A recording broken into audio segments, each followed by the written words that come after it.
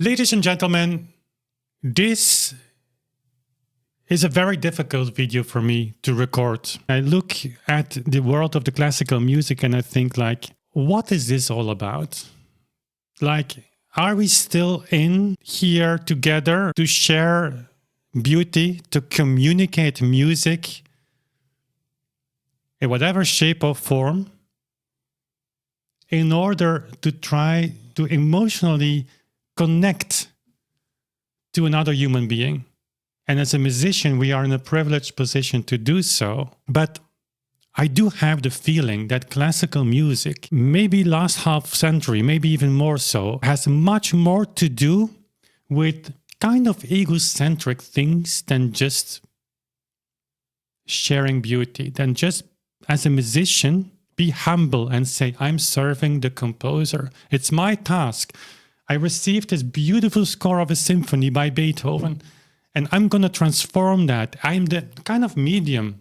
The music passes through me to the audience, but I'm just in between Beethoven and the audience. And whatever I do, I will try to do my best to be at the background as much as possible, to just do my job. Instead of that, it's getting crazier by the day, I think, and social media has to do with that. If we are going to reduce classical music to virtuosity, to how fast can you play, to how many notes per second can you play, how good are you in astonishing your audience. And of course, when you talk to people, nobody thinks like that. Also not the video I'm going to share with you today, but it drives us. And it drives us so much that we are not aware that classical music is like driving a car that goes in high speed and reaches like a cliff. And I know the comments box of this video will be filled with people saying, how dare you say that? It's so negative. It's like, but isn't it true? How many times I receive on my YouTube channel comments by people, or even on email, that people reach out to me and say, thank you for allowing me to play as I'm playing. Because that's part of the research. That's maybe the biggest takeaway of what we do here. Reconstructing those metronome marks in whole beat, so take 2 ticks for one, won't make all music available to everyone. It simply doesn't. Chopin's etudes will still be difficult. The Hammerklavier Sonata and whole beat, I guess not 5% of you watching right now will be able to play that piece in whole beat. It is really difficult. But a lot of music will become accessible. A Mozart sonata, the Sonata Facili, will be playable by 95% of you watching right now without having to wake up in the morning feeling bad because you didn't play fast enough. How many students, how many amateur players are just playing faster than they can, faster than they enjoy?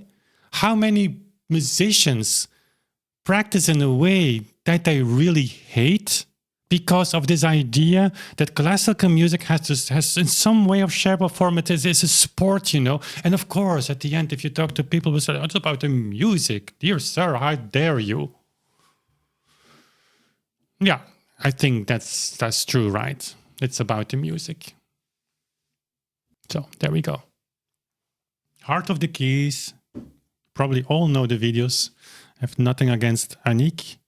She seems to be a very nice person. But I'm talking about this video. You can't play fast. It's one of the, when you see, once you know this position, like, okay, but it's all about superficial things. Can you play faster? Can you play faster? Here, no, piano scales, no piano scales. I mean, whatever. It's so indicative. It's so ingrained in this classical music and always in the name of the composer. But I can tell you, it's not in the name of Beethoven. If tomorrow musicians in a position like, for instance, Andras Schiff, or musicologists and like Clive Brown or Barry Cooper were to publish, like, guys, actually, I mean, we talked with these guys and honestly, I mean, we're not going to play like that. We're not going to really endorse the reason, but it's like, yeah, but there is actually no other solution than that. When that would become a mainstream idea, I guarantee you that there will be very few amateurs, if not also a lot of professionals that still would wake up in the morning at 5 a.m. to practice and to follow the instructions we're gonna listen to together. It won't happen anymore, because you would know that whatever you are trying to accomplish, achieve, these very fast tempi are just not what Mozart wants. These are not what Beethoven wants, are not what Schumann wants, are not what Chopin wants. You are just chasing nothing. And why would you do that? Why would you do that if it was not in the name of the fake name, I would say, of the composer and his metronome marks? So metronome marks, for all of you saying that metronome marks are not important, they're the only thing that drives entire generations crazy, I would say. And classical music just suffers from it. Once you are at the other side, but that's just subjective, I get it. But once you're there, I heard that for so many people, there is no escape. You cannot go back. Once you have listened 5 times to this, and it's not because we are such great musicians, of course we are, but it's not about that. The music becomes so powerful. Okay, now let's dive into the content with this out of the way. So, can't play fast is an advice that you have to see in the context of what I just said before. There is no other explanation. Why are people so transfixed on playing faster? Okay, so we're gonna dive into the video, but you have to remember that the advice you're gonna get comes from this person.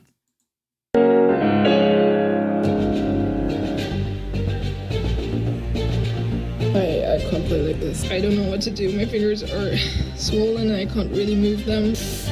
I think I have to cancel this. I practiced so much for nothing. Okay. Don't worry. Yes, I'm worrying, because it's the same person that is gonna give advice already now to 17,000 people how to play faster, and that means faster than you actually can. So yes, I'm worried. If you clicked on this video, you probably suck at playing fast. And you're searching for a quick fix to play fast, like Okay, there we go. fast, like faster than allowed fast. Well, then you're perfectly right here. What? Yeah, we have just seen that, right? Throughout the entire video, you're gonna hear Annick coming back to the brain is too slow. I'm gonna elaborate on that, but when the brain is too slow, that means that you're disconnecting your brain from your body, and that is super dangerous. What happens is that your hands are unconsciously getting faster than your brain. So basically your brains are too slow. Okay, no, it's actually not. Our brain is getting used to a specific pace and a specific pulse that goes with the music. I like to compare it a little bit with running. As long as your breath and all your movements are aligned, everything works fine. However, as soon as you trip over a stone or you have to do something unexpected, let's say, it takes a little bit of time to get back this alignment of movement and breath. In worst case, we get a stitch and we have to slow down or walk. Now, the same counts for the piano, just without the stitch, hopefully. That's absolutely not correct.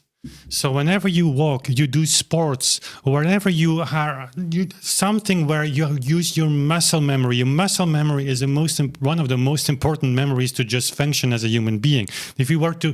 If we had to think about everything that was going on, to do every movement, take a glass of water, whatever, then we would not be able to function. But if you do even a sports event, as you were showing, then if you fall, the brain is quick enough to adjust. Before you hit the ground, your hand is already reaching to support your body. What we are going to see in this video is that pianists want to play so fast that the brain is no longer able to control everything that's going wrong. Of course, if you play music, you have to rely on your muscle memory. But if you go beyond such borders, such boundaries, if you play so much faster than your brain still can handle, not only it's dangerous, and you end up in situations that we have seen here,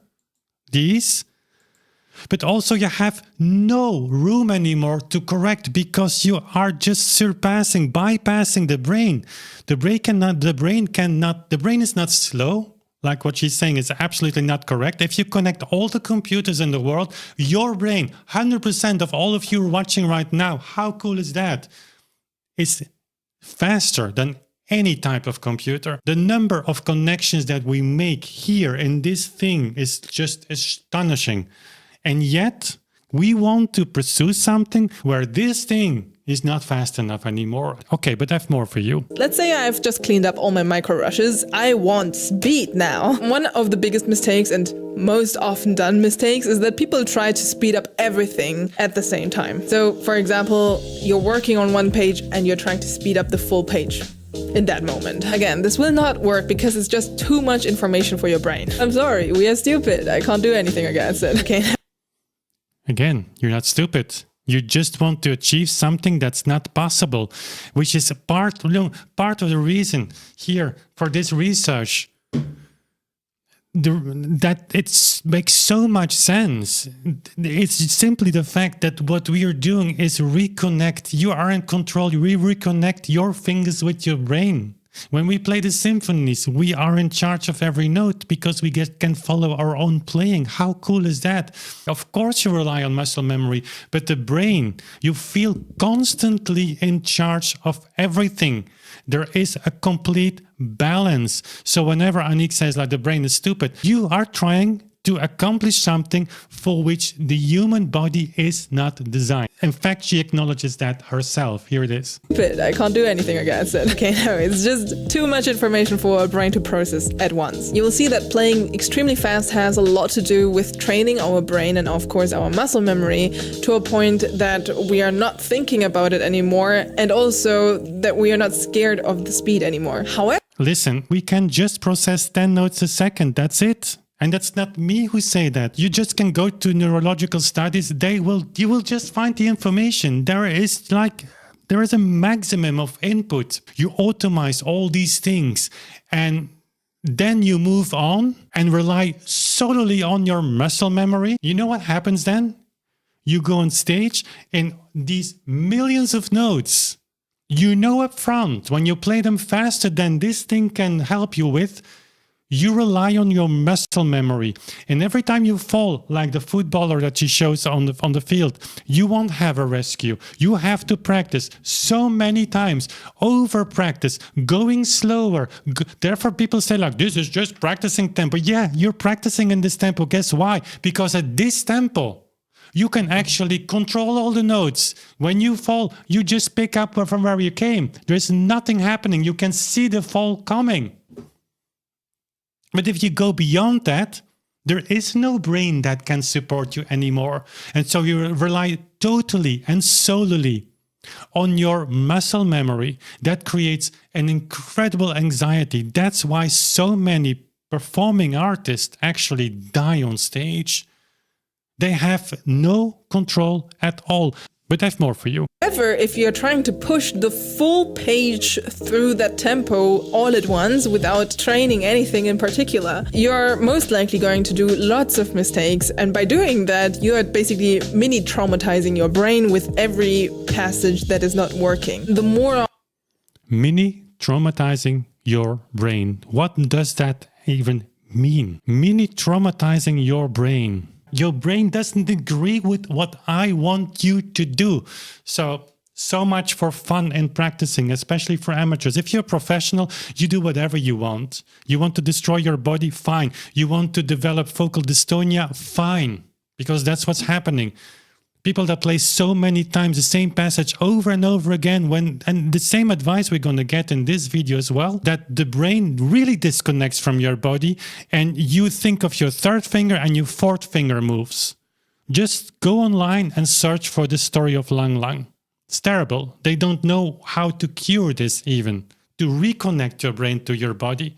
It's unbelievable. But I have more for you. We talked about anxiety. Well, she talks about anxiety as well. often you're making the same mistakes at the same part while you're practicing, the more you're going to be scared of it in the future. So the Yeah, not only in the future, for the rest of your life. Because I will tell you, when you are going to play music that fast, so much faster that your brain cannot process the notes any longer, and you're solely depending on your muscle memory, you will be anxious for the rest of your life. Why? Because you cannot control that. You are depending on a system that only works when the entire situation is just always the same thing. If you play passages faster than you can, but that's the entire goal of this video, like how to play them faster than you actually can right now, that's the same thing, because if you could play them faster already, you would have done that. And those corrections of this, those micro corrections that she was talking about at the beginning won't help you. It's not the essential part why people cannot play faster. The essential part is people cannot play faster because they cannot just find time enough, like professional pianists can do, to practice 8 to 10 hours a day to feed that muscle memory. That's the reason. And so you say to an army of amateur musicians, go and practice this way, but be careful, because if you play mistakes, if you go faster, that will mini traumatize your brain. But I have more for you. Really get them to the next speed level by using, for example, lots of different rhythms and groups, but really focus just on these few notes, which are probably already a lot if you are playing lots of arpeggios, for example.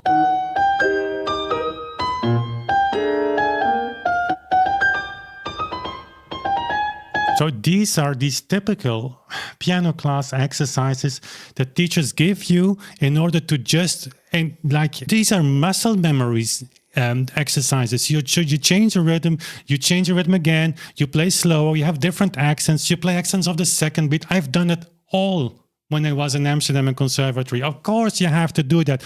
And you know how long that works till the next day. Because that's what these pianists have to do every day. If you play concerts in this way, you can just do it a few times, and then your muscle memory, it's just not good enough to stay on top of what you want to do. There will be mistakes, and so you have to slow down until practicing tempo, which is whole beat tempo, by the way, for many people. And for professional musicians, for sure.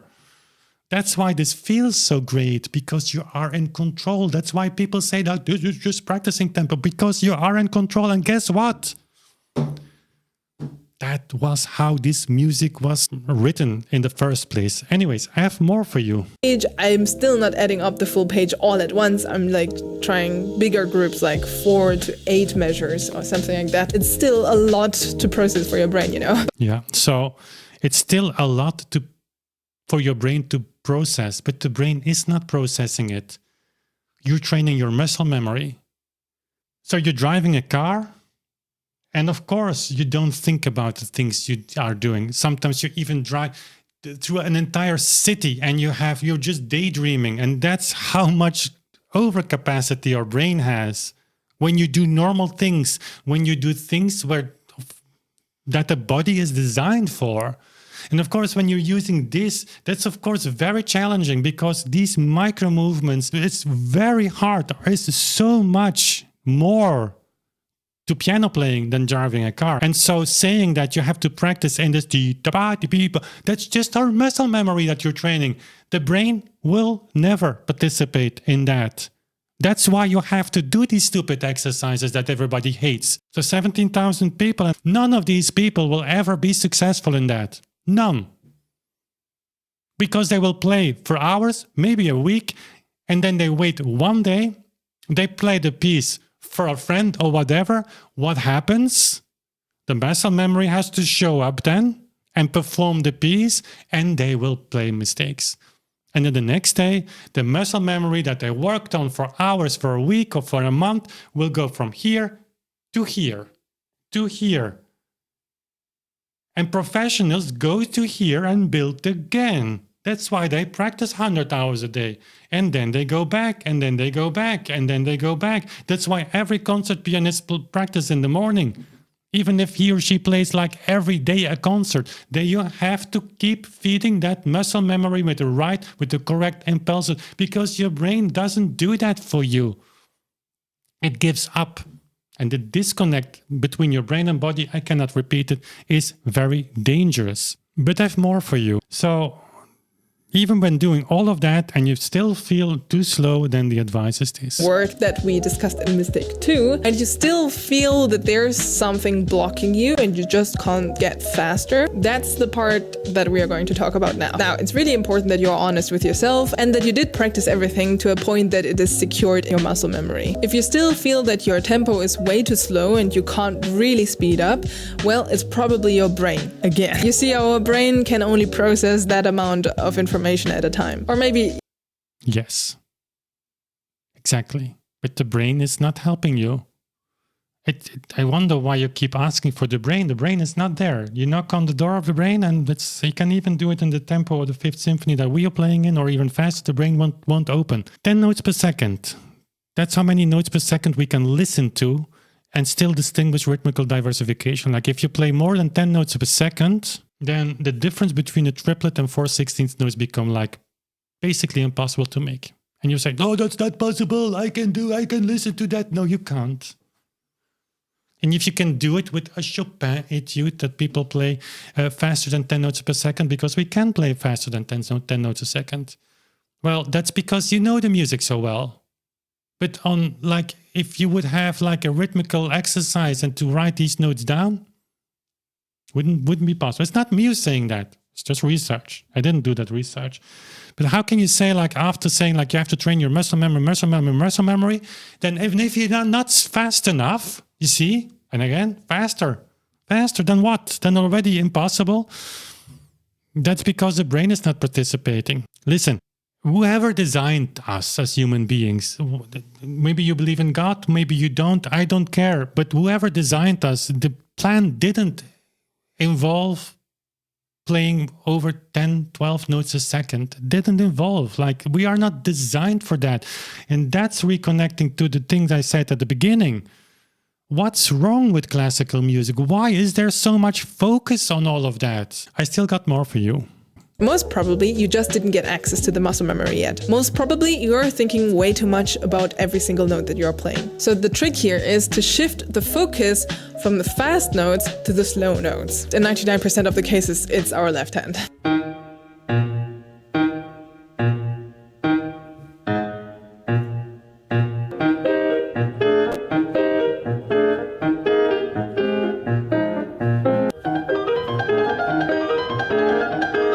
You're going to play so many notes in one of your hands that the real trick is forget about them.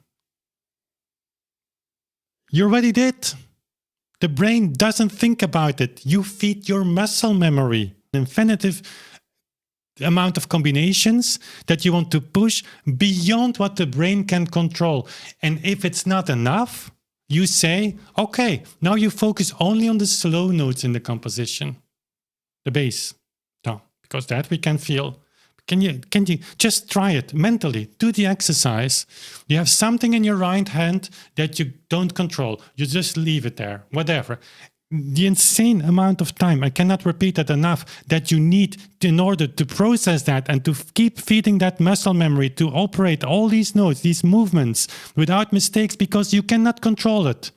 It's not like if you fall on the football field that you stretch your hand or arm and you just block, you prevent falling on your head or whatever. There's nothing there. There's no risk. You make a mistake, done, over. What you can do, what these professionals do, what I also did in conservatory, you learn the harmonic progressions. You say, okay, in that bar, I have that note. So you have emergency room, escapes, you know.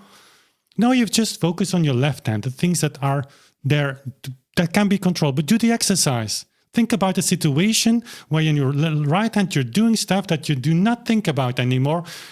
Well, your brain is not going to think about the left hand either, because there is such a disbalance then suddenly in your mind that,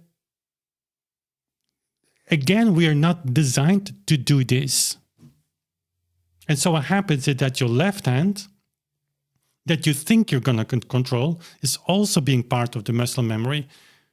But those 17,000 people that are watching this video, and probably more in the future, they will think that it is possible. So what is the end result here? What do you want to accomplish with this? And I'm not saying Annie Gutler. I mean, in general, what what is the classical musician world domain, whatever you want to name it, like want to achieve with this? When does it stop? When are we going to sit on the ground, and look at each other and say, like, why are we doing this? Why are we pushing ourselves beyond boundaries, beyond a threshold, beyond, like, pushing our bodies beyond the capacity that the body is designed for? Because if we want to do movements, if we want to operate new movements, hundreds, thousands, consecutive movements, and on that level, she announced some concerts, she better play no mistakes, because then we have an audience that these people raised, I mean, not Annick per se, but the classical music raised and say, like, I listened to a pianist and she played 5 wrong notes. I mean, I'm never going to listen to her again. When I was in Amsterdam, even in the 90s, these master pianists, my colleagues were saying, like, yeah, one mistake, that's over. I mean, of course. Why? The stress. And for what? In the name of the composer? Really? Because I have news for you. Factually, that cannot be true. Because we have too many pieces of too many composers that whatever you want to do with your muscle memory, you're never gonna play the music in the tempi that they intended their pieces to be played in, at least if you stick to a modern reading of the metronome.